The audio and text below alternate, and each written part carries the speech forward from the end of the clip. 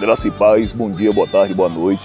Você está no canal da Missão Ressignificar, gerando uma história de transformação genuína à luz da palavra. E isso não é o slogan, é uma declaração profética que nós gostaríamos profundamente que se realizasse e venha acontecer na sua vida, na sua história e na sua família nesse ano, para a honra e a glória de Cristo Jesus. Que bom que você está mais uma vez aqui, espero que você já seja inscrito, se não for, faça sua inscrição. E vamos dar continuidade nessa trajetória que nós estamos acompanhando em 2 de Reis, capítulo 5, onde, verdadeiramente, o fim é apenas o começo.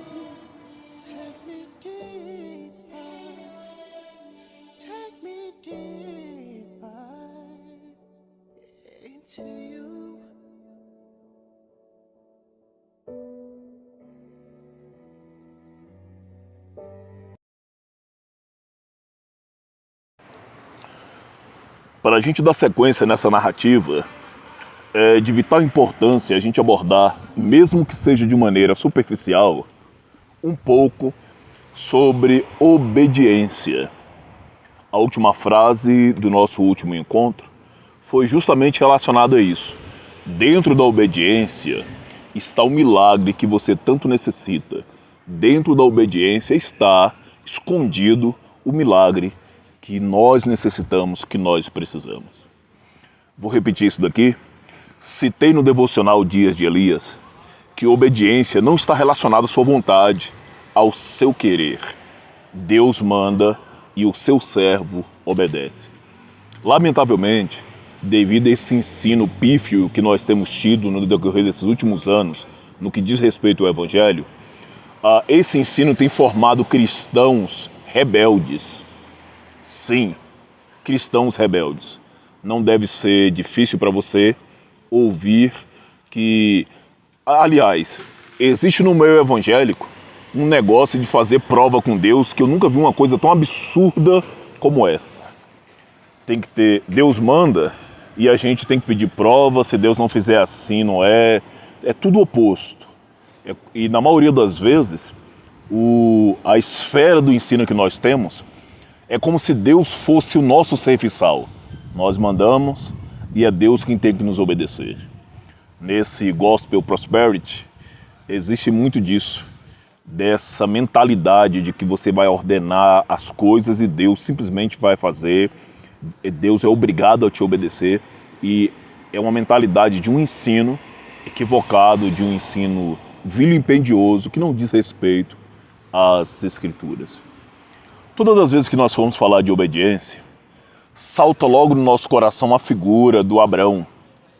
Sim, Abrão. Existe uma transição entre Abrão e Abraão. E só existe Abraão porque o Abrão obedeceu. Você que já caminha conosco na Missão Ressignificar por mais tempo, já viu essa história antes, né?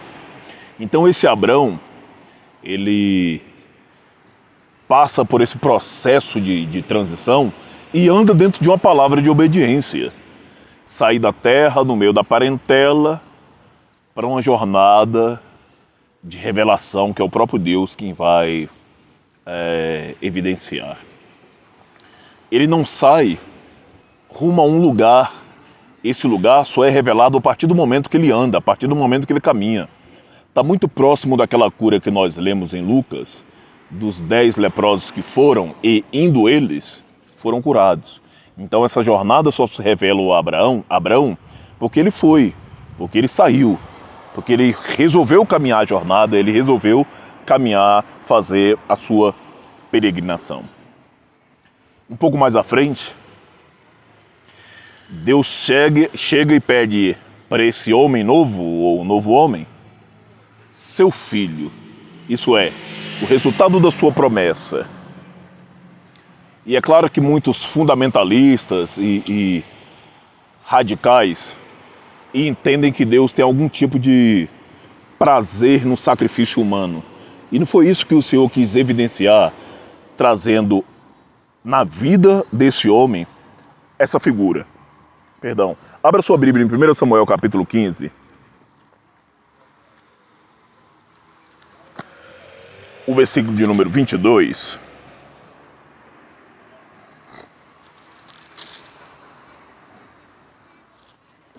1 Samuel 15, 22 está escrito o seguinte: Então disse Saul a Samuel, Porém Samuel disse, tem porventura o Senhor tanto prazer em holocaustos e em sacrifício, como em que lhe obedeça a palavra do Senhor? Eis que o obedecer é melhor do que o sacrificar, e o atender é melhor do que a gordura de carneiros. E o que o Senhor estava evidenciando na vida desse Abraão, trazendo essa realidade para os nossos dias, nada mais é do que suscitar a obediência na nossa vida, na nossa história, na nossa jornada, para que o nome dele possa vir ser honrado, glorificado e enaltecido cada vez mais para a honra e para a glória do nome dele. Obedecer continua sendo muito melhor do que sacrificar.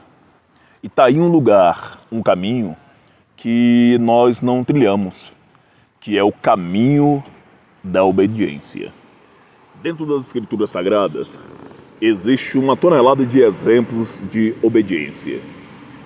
Eu gosto sempre de lembrar da menina Esther, de Gideão, que por mais que tenha feito provas e lidado com as consequências dessa prova, a de Pedro, nós gostamos de falar que Pedro afundou ao andar sobre as águas, mas ele obedeceu, ele recebeu uma voz para poder ir e, em obediência a essa voz, ele andou por sobre as águas.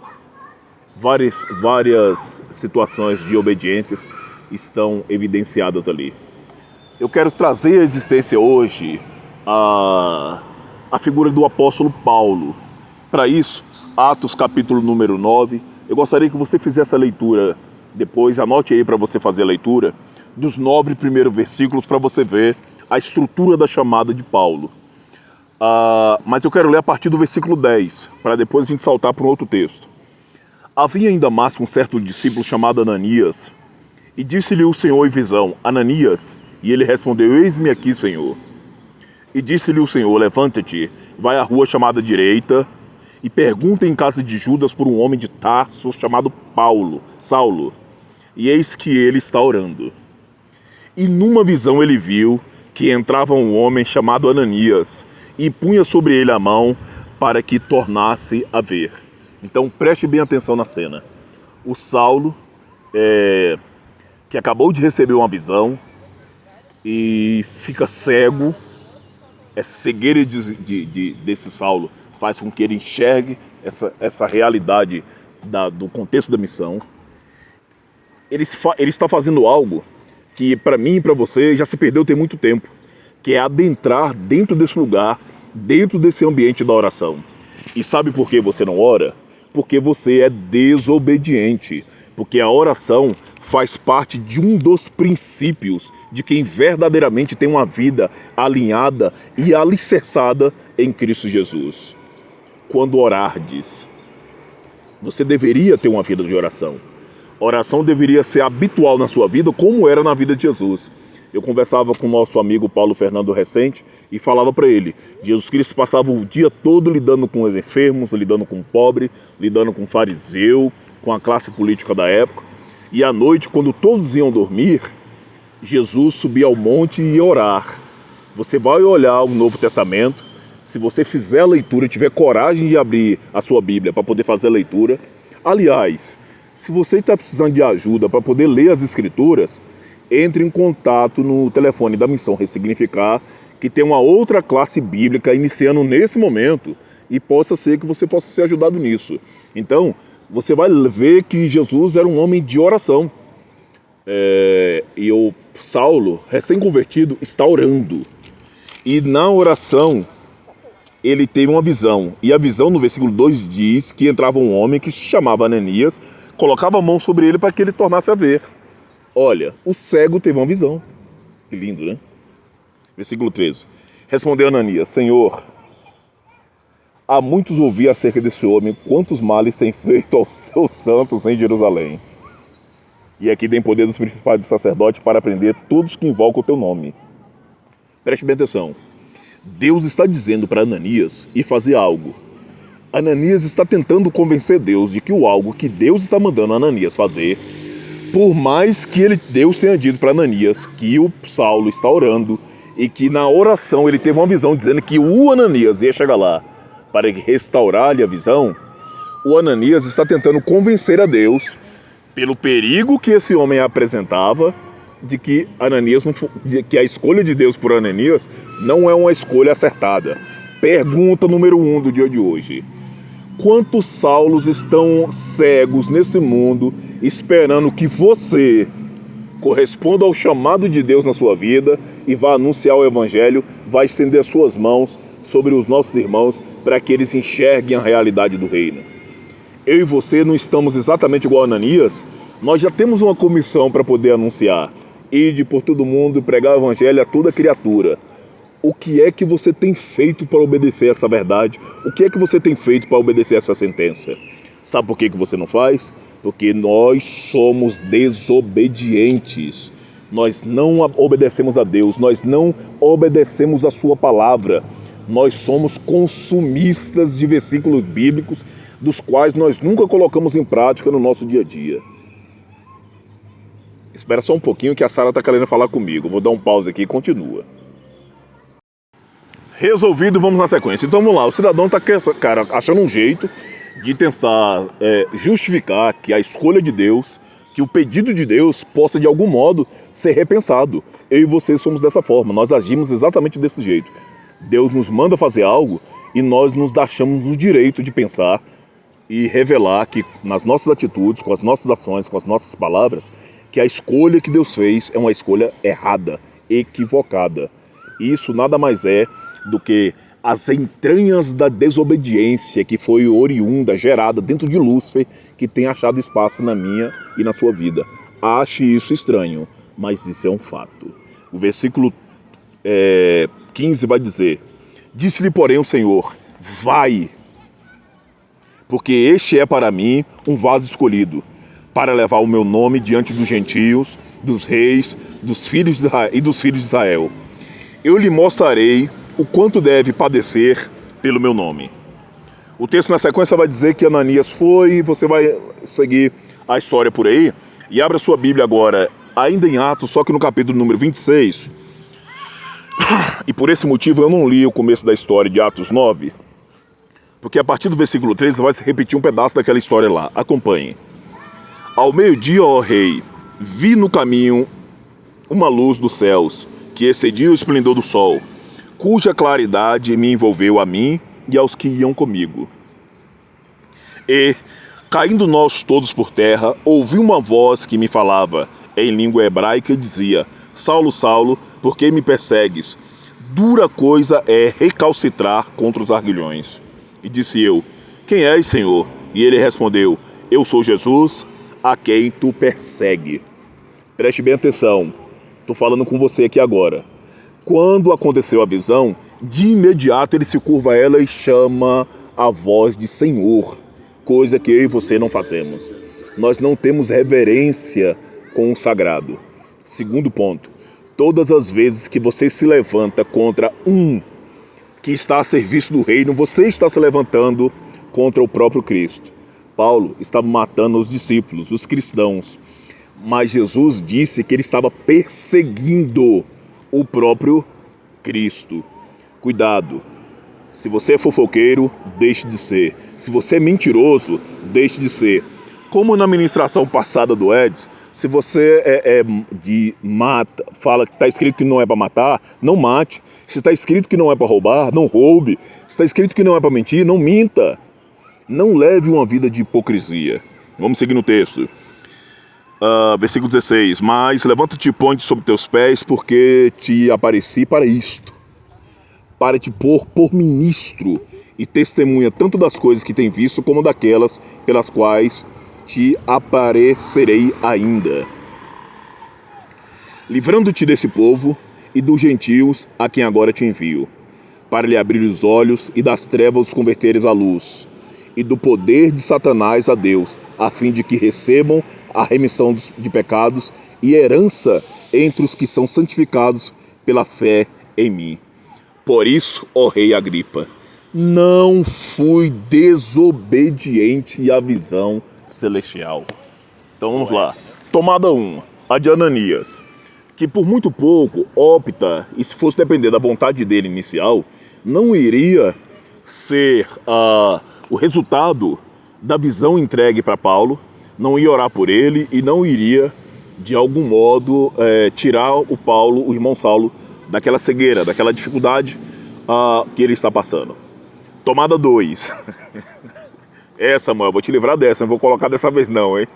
Tomada 2. O nosso irmão Saulo, na trajetória dessa narrativa, e aqui, já diante do rei Agripa, ele vai dizer que ele não foi desobediente à visão. E se ele tivesse sido? Olha o que o texto está dizendo anteriormente. Versículo 18. Para abrir os olhos das trevas, os converteres à luz, e do poder de Satanás a Deus. Olha que missão extraordinária. Olha que coisa fantástica foi colocada nas mãos do nosso irmão Saulo. Levar o Saulo aos gentios faz parte daquele processo dinâmico, e no dinâmico com a sua raiz de dínamo, de nos ter alcançado nos dias de hoje. Então, é primordial viver em obediência. Por mais que tenha se revelado na nossa jornada de que nós não somos, nós precisamos aprender a obedecer. E para ser sincero, nem pelos nossos próprios interesses nós obedecemos. Então nós precisamos aprender a obedecer. Dentro da estrutura do que é verdadeiramente ser evangelho, a obediência está como uma chave, uma raiz motriz para poder gerar essa estrutura do que verdadeiramente é ser cristão de verdade.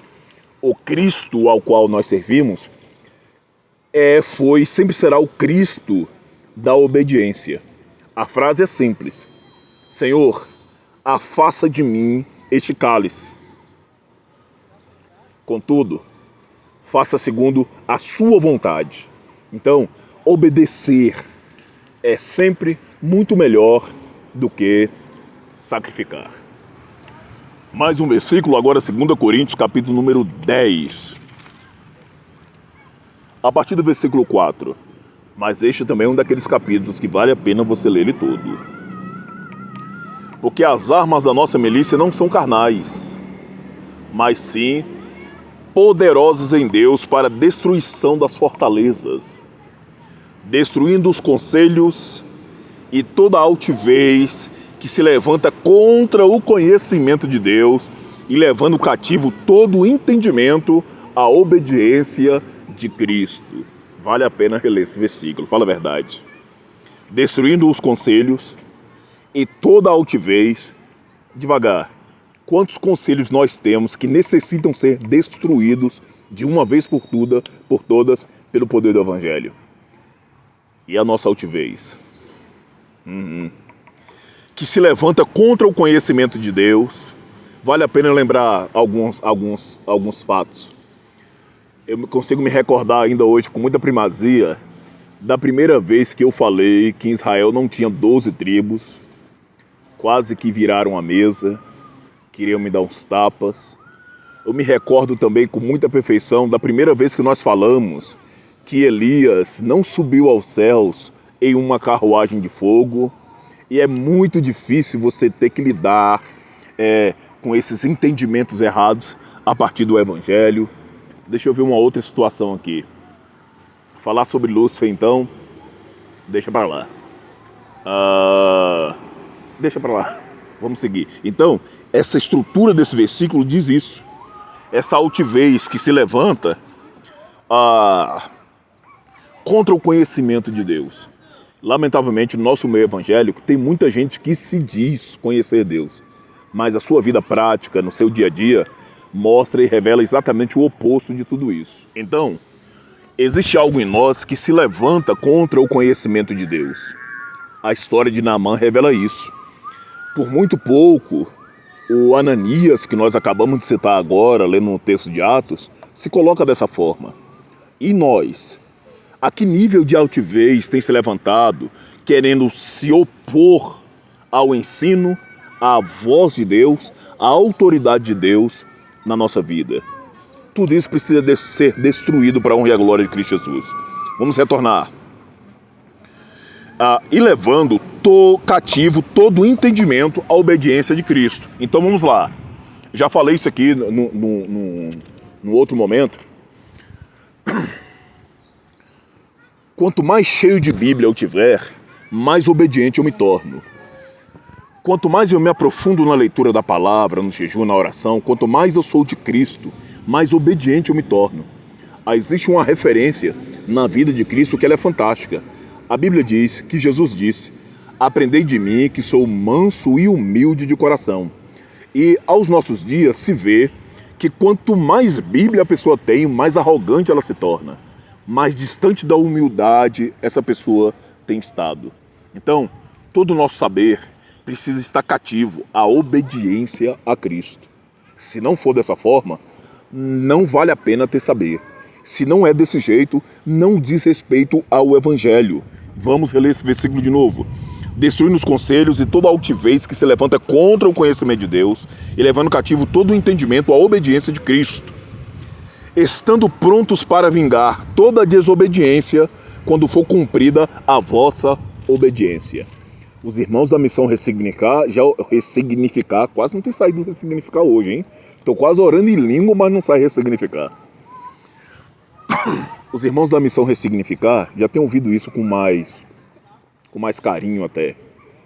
Eu não preciso apontar mentira de ninguém. Ande na verdade. É simples assim. Eu não preciso ficar apontando A, apontando B.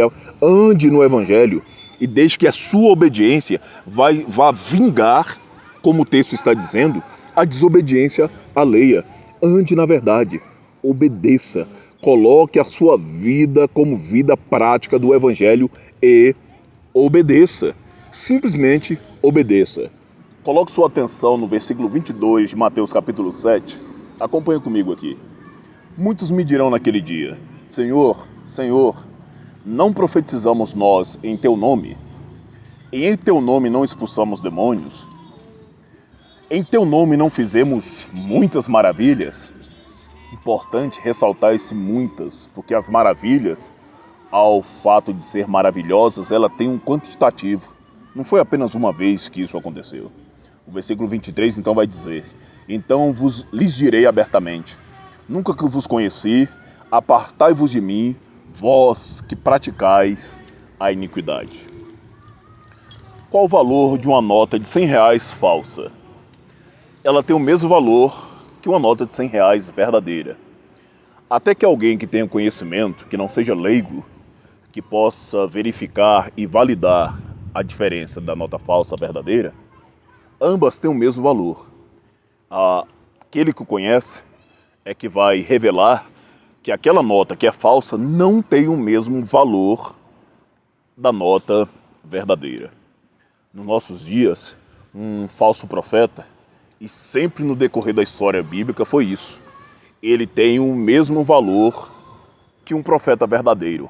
Até o validador, que é a palavra, até o validador, que é a voz divina, testificar o fato de que sim, aquele homem, aquele ensino, por assim dizer, como nós estamos falando aqui nos dias de hoje, seja verdadeiramente autenticado pelo alto, seja autenticado pelos céus.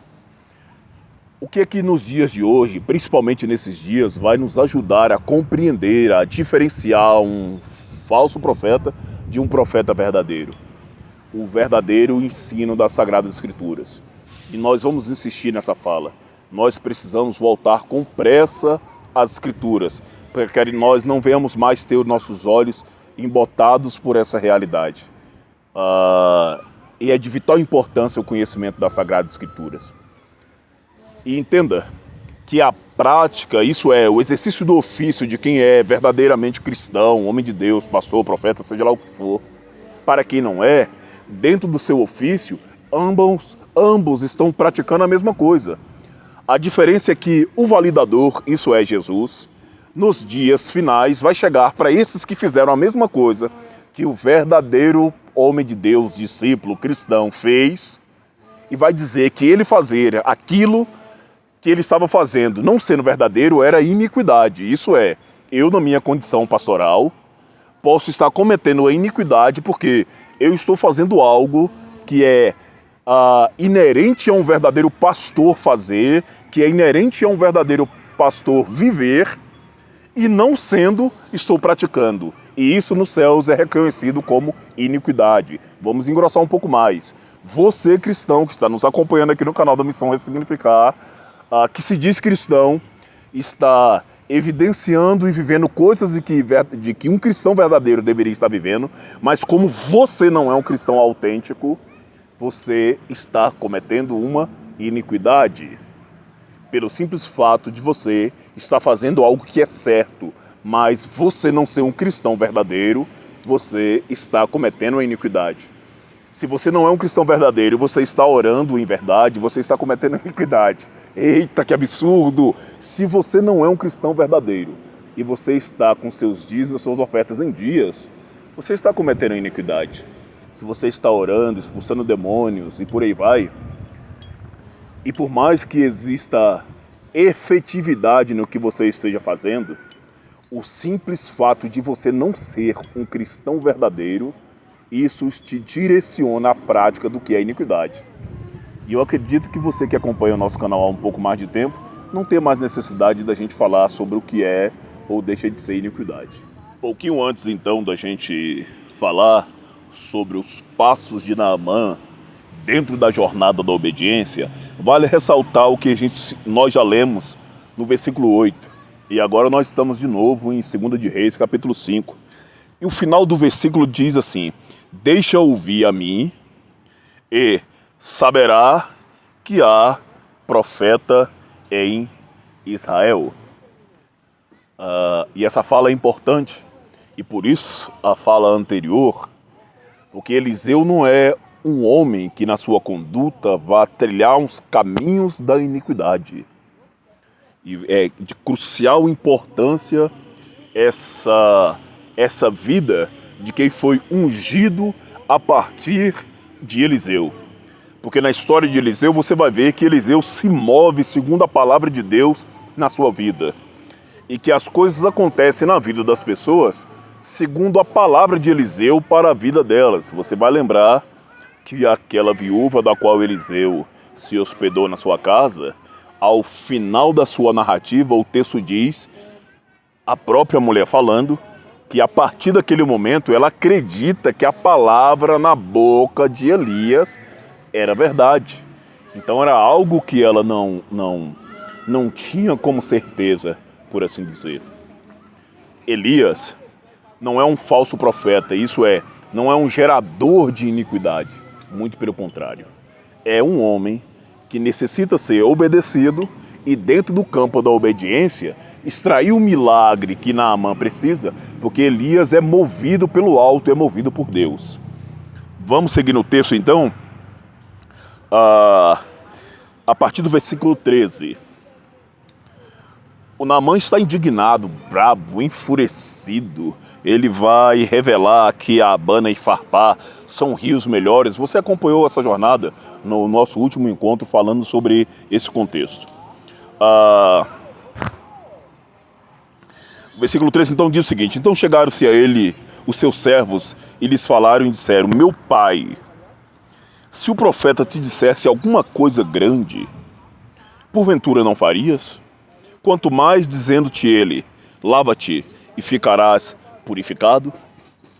Então, a proposta de Naamã é fazer tudo o que for necessário para que ele seja purificado, menos passar por esse crivo da humilhação de ter que obedecer à voz de um homem que não corresponde à minha rebeldia, que não corresponde à minha desobediência, que não corresponde ao meu fanatismo, que não justifica o fato de eu ter trilhado um caminho errado, isso é, ter saído da sua casa, em vez de ir direto para o profeta e procurar um rei. Então, ele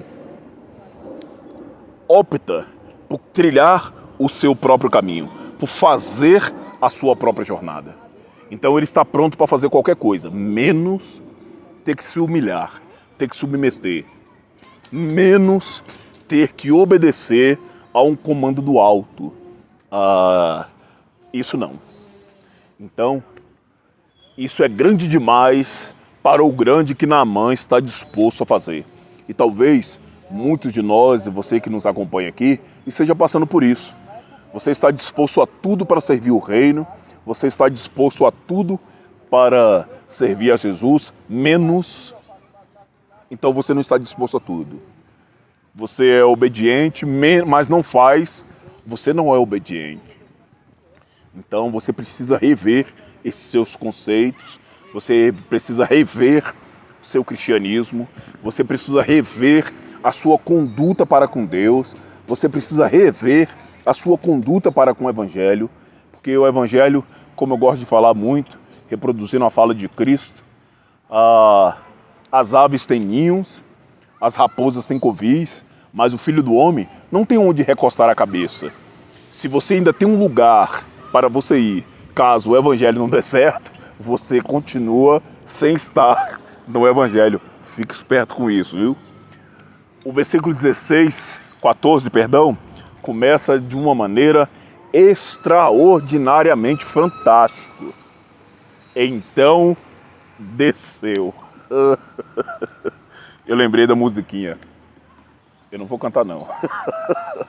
Mas eu acho que eu vou colocar aqui. Eliseu disse, Naamã, vamos descer? Eu não. Você precisa descer. Eu não posso. Tem que descer. Isso. Você precisa descer. Eu não. A multidão não enxerga, a multidão não vê, a multidão não vê, mas só quem está perto pode perceber o cheiro da lepra que sai de O Senhor você. disse Naamã, você precisa descer. Talvez você precise passar pela mesma realidade que Naamã. Você precisa descer do seu pedestal de orgulho, dos seus pedestais de vaidade, das escadas da sua avareza, dos pináculos da sua religiosidade, para poder mergulhar nessas profundas águas que trazem regeneração e te tornam um novo homem em Cristo Jesus. Então desceu e descendo mergulhou no Jordão 7 vezes, conforme a palavra do homem de Deus. Conforme a palavra do homem de Deus. Preste bem atenção. Não é só descer no Jordão 7 vezes. É descer no Jordão 7 vezes, conforme a palavra do homem de Deus. Ele poderia muito bem ter descido no Jordão 7 vezes porque ele quis. Eu vou porque eu quero e não porque o profeta mandou. E muitos de nós somos assim. Muitos de nós agimos desse jeito. E é por isso que a nossa vida cristã não tem resultados práticos na nossa jornada. Porque nós não andamos em conformidade do Evangelho. Você quer ver uma outra coisa? Grande parte da sua generosidade não é uma generosidade bíblica. Você não compartilha porque o Evangelho ordena que você compartilhe. Você compartilha porque você é exibicionista. Você quer os louros, o resultado da prática do seu compartilhar no seu Instagram, no seu Facebook. Você quer que as pessoas te chamem de bonzinho. Então você está compartilhando. Mas o resultado do seu compartilhamento não é o resultado de quem anda segundo o que diz as Escrituras. Até porque as Escrituras dizem que o que a sua mão direita fizer, 3 pontinhos. Ele mergulhou 7 vezes conforme a palavra do homem de Deus. Eu vou repetir. Conforme a palavra do homem de Deus. Aí sim, Naamã. Isso é obediência. É quando você não concorda com o que o homem de Deus diz, mas faz, porque veio do alto, veio dos céus. Conforme a palavra do homem de Deus, ele fez. O livro agora é Josué, capítulo 8, versículo de número 27. Lê-se o seguinte: Tão somente os israelitas tomaram para si o gado e os despojos da cidade, conforme a palavra do Senhor que tinha ordenado a Josué. Então, já tem muito tempo que Deus estabeleceu a voz dele dentro de uma esfera do campo sacerdotal para que esse venha guiar o povo, esse venha estabelecer o seu ensino para com o povo. Foi assim com Abraão, por isso Melquisedeque. Foi assim com a descendência, foi assim com Moisés. Deus fez isso com os israelitas a partir do momento que Josué estabelece a liderança. Deus fala com Josué, Josué repassa o que Deus falou para o povo e o povo anda segundo aquela ordenança para sim fazer a vontade de Deus.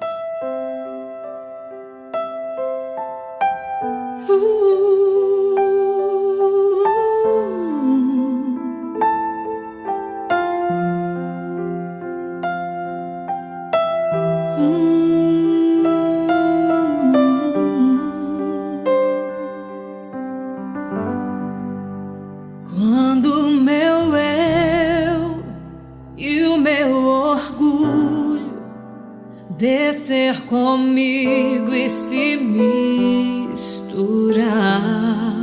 com as águas do rio, então subirei como Naamã curado. Eu abro mão de tudo que sou só pra servir-te, ó meu Senhor. Eu abro mão de tudo que sou só pra te adorar, Senhor. Senhor, quebra o meu orgulho, eu quero descer e mergulhar nas águas do teu amor. Me purifica, eu quero ser limpo como Naamã no teu poder. Quando meu eu e o meu orgulho descer comigo e se misturar com as águas do rio, então subirei como Naamã curado. Eu abro mão de tudo que sou só pra servir-te, ó meu Senhor. Eu abro mão de tudo que sou, só pra te adorar, Senhor. Senhor, quebra o meu orgulho, eu quero descer e mergulhar nas águas do teu amor. Me purifica, eu quero ser limpo como Naamã no teu poder. Senhor, quebra o meu orgulho, eu quero descer e mergulhar nas águas do teu amor. Me purifica, eu quero ser limpo como Naamã no teu poder.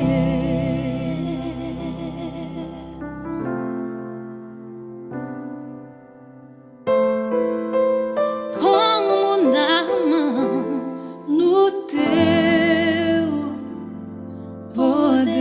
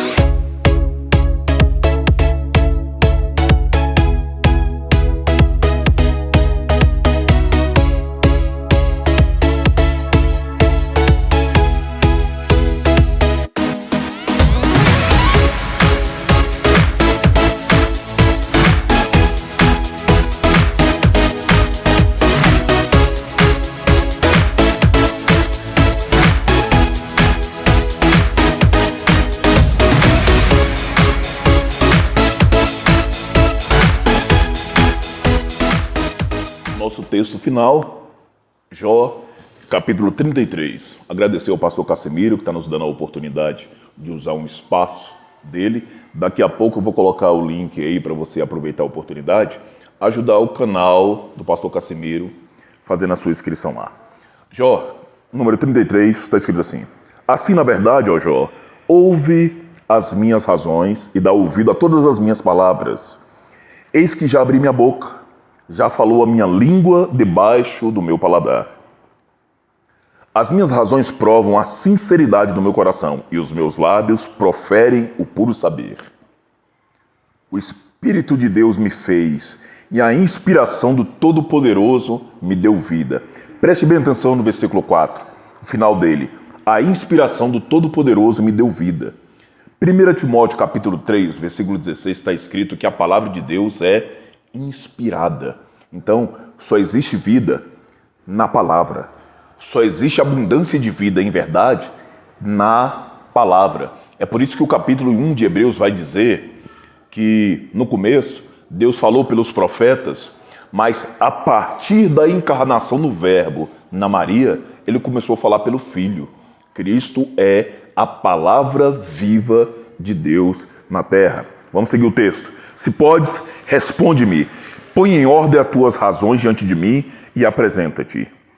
Eis que vim de Deus. Preste bem atenção.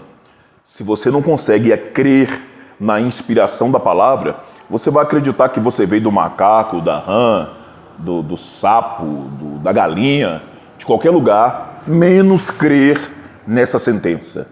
Eis que vim de Deus, como tu. Do barro também fui formado. Então, ele está diferenciando a formação da criação. Um dia nós vamos tocar nesse assunto lá em Gênesis, que existem duas situações distintas ali. Eis que não te perturbará o meu terror, nem será pesada sobre ti a minha mão. Na verdade, tu falaste aos meus ouvidos, e eu ouvi a voz das suas palavras, dizias: limpo estou, sem transgressão, puro sou e não tenho iniquidade. Eis que procura pretexto contra mim e me considera como teu inimigo. Põe no tronco os meus pés e observa todas as minhas veredas. Eis que nisso não tens razão. Eu te respondo, porque maior é Deus do que o homem. Por que razão contendas com ele, sendo que não responde acerca dos teus feitos? Antes Deus fala uma e duas vezes, porém ninguém atenta a isso. Agora sim, entra o ponto que nós queremos para poder fechar o pedaço do rascunho desse estudo. Em sonho ou em visão noturna, quando cai o sono profundo sobre os homens e adormece na cama, então o revela ao ouvido dos homens e lhe cela a instrução. O Salmo 91 vai dizer, se você acompanhou a nossa jornada do esconderijo do Altíssimo, a importância desse refúgio. E o Salmo 91 vai dizer que existem setas, perturbações na madrugada. Por quê? Porque todas as vezes que um homem dorme, que o homem de Deus dorme, o texto diz que Deus entrega aos seus, dá aos seus enquanto dorme. E essa instrução que ele dá no sono, ela é selada para adaptar o homem àquilo que, para apartar o homem daquilo que faz e esconder o homem à soberba, para desviar sua alma da cova e a sua vida de passar pela espada.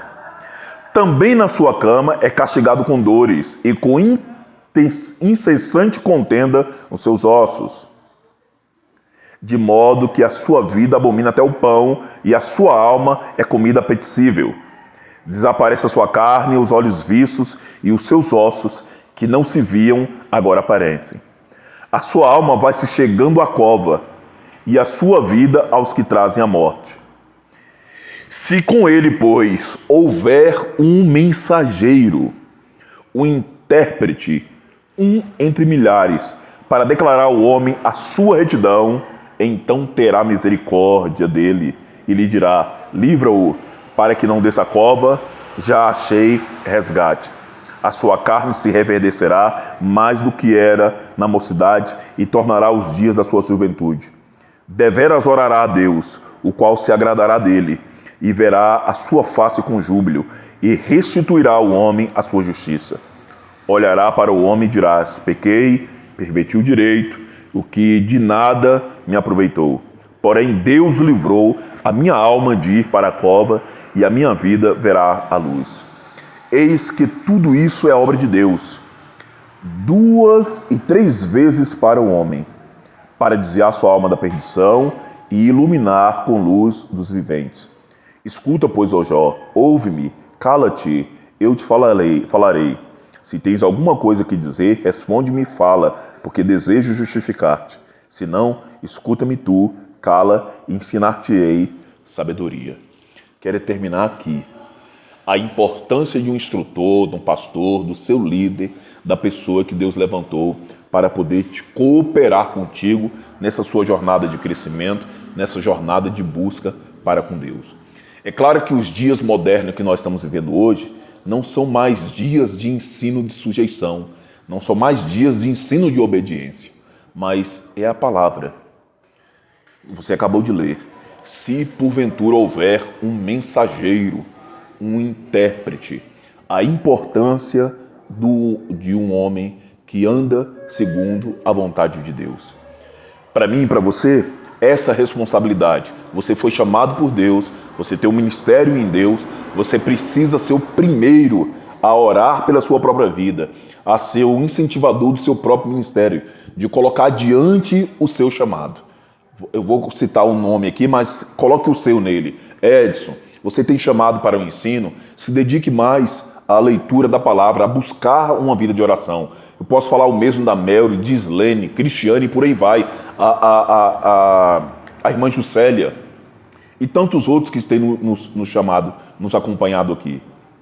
Cuide do seu chamado, cuide do seu ministério, cuide da sua vida ministerial em Deus, para a honra e para a glória de Cristo Jesus. Antes de mais nada, que Deus te abençoe, que Deus te honre, que Deus te prospere cada vez mais. Aguarde que nós já estamos preparando uma série falando sobre a vida de Zaqueu. Eu achei crucialmente importante, Deus tem amadurecido muito isso em meu coração, falar sobre Zaqueu nos próximos dias, e acredito que a gente deve ficar pelo menos uns 2 ou 3 meses falando sobre a figura desse homem extraordinário. Que Deus te abençoe, te honre, guarde, proteja e te prospere cada vez mais, em nome de Jesus. Spirit, lead me where my trust is without waters. Let me walk upon the waters, wherever you would call me. Take me deeper than my feet could ever wander, and my faith will be made stronger in the presence of my Savior. Spirit lead me, Spirit lead me, Spirit lead me, take me deeper.